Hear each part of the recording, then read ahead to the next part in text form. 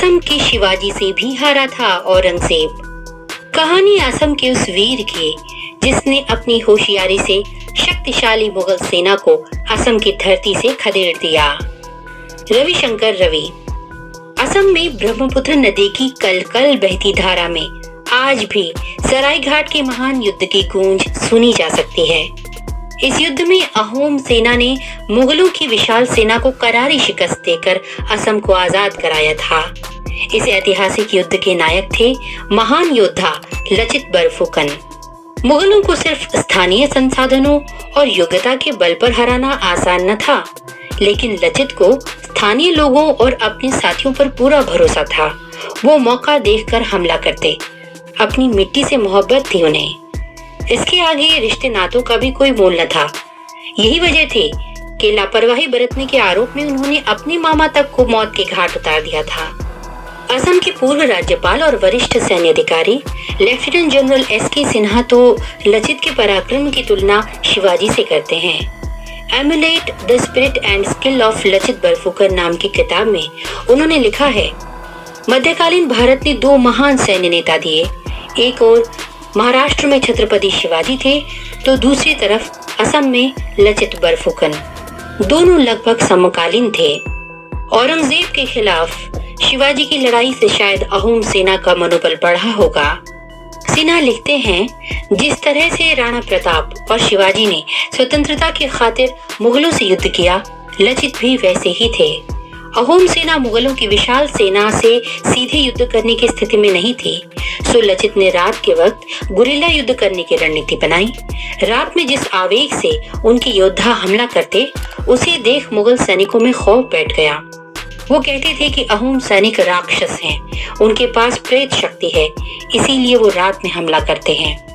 लचित के नेतृत्व में अहोम योद्धाओं के गुरिल्ला युद्ध और पराक्रम से उनका मनोबल टूटने लगा।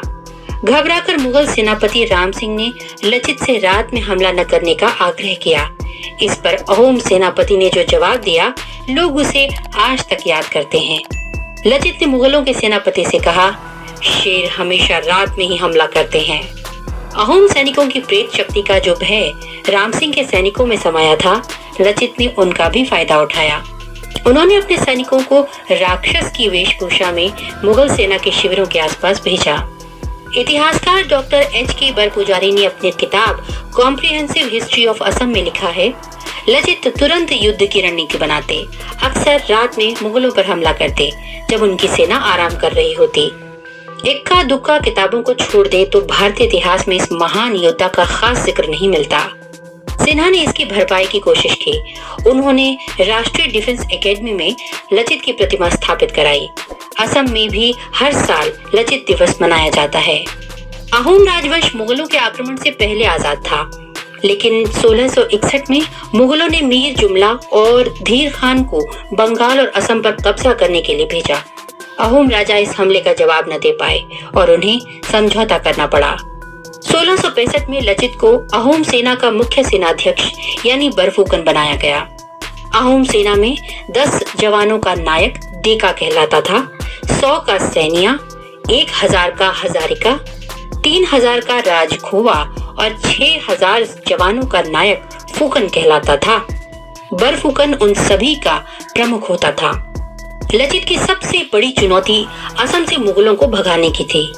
अहोम राजा चक्रध्वज सिंघा ने उन्हें गुवाहाटी से मुगलों को खदेड़ने की जिम्मेदारी सौंपी। उस वक्त अहोम सेना में गुटबाजी चरम पर थी।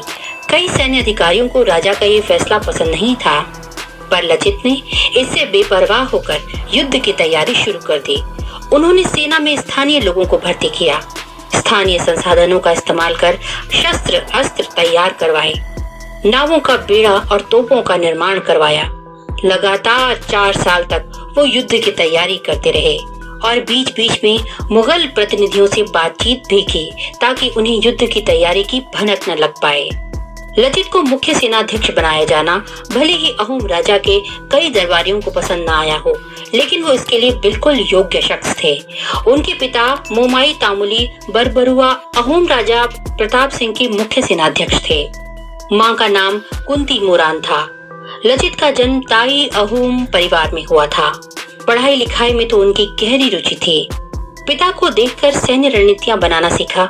कम उम्र से ही वो उनके साथ सेना के संचालन और रणनीति पर चर्चा करते। राज दरबार में भी उन्हें जाने का मौका मिलता, यानी उन्हें बचपन से ही राजकाज का अनुभव होने लगा था। यही तजुर्बा तब काम आया जब उन्हें मुख्य सेनाध्यक्ष बनाकर मुगलों से गुवाहाटी को मुक्त कराने के लिए भेजा गया। 1667 में मुगल राजा ने गुवाहाटी का शासक फिरोज खान को बना दिया। वो एक नंबर का अय्याश था और अहोम राजा पर असम की लड़कियां भेजने का दबाव डालता। इससे स्थानीय शासकों में गुस्सा भड़कने लगा। लचित तो मौके की तलाश में ही थे। उनके पास जल सेना थी, लेकिन अश्ववाहिनी का अभाव था, इसलिए किले पर हमला नहीं कर पा रहे थे और गुवाहाटी को मुक्त कराने के लिए ईटाखुली किले पर कब्जा भी जरूरी था। इसके लिए लचित ने पहले रणनीति तैयार की। अपने सहयोगी इस्माइल सिद्दीकी उर्फ बाग हजारिका की अगुवाई में एक सैन्य टुकड़ी भेजी।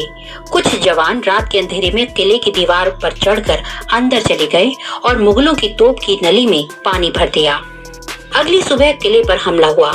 मुगल तोप बेकार हो चुके थे। इस तरह लचित ने अपनी सूझबूझ से मुगलों को एक बड़ा झटका दिया और गुवाहाटी पर अहोम शासन कायम हुआ। इस पराजय की खबर मिलते ही मुगल बादशाह औरंगजेब गुस्से से पागल हो उठा।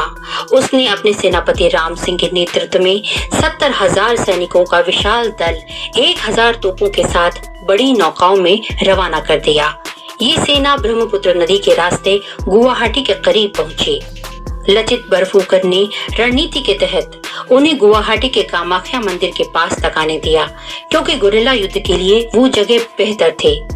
दोनों तरफ पहाड़ियां, घने जंगल और बांस के झुरमुट थे। ब्रह्मपुत्र नदी के उस पार मुगलों ने अपना शिविर लगाया था। अहोम सेना के जवान रात में छोटी छोटी नौकाओं में उस पार जाते और मुगल सेना के शिविर पर हमला करके भाग आते। मुगल सेना को दिन में युद्ध करने का अभ्यास था, इसलिए रात के हमले से वो घबरा गए।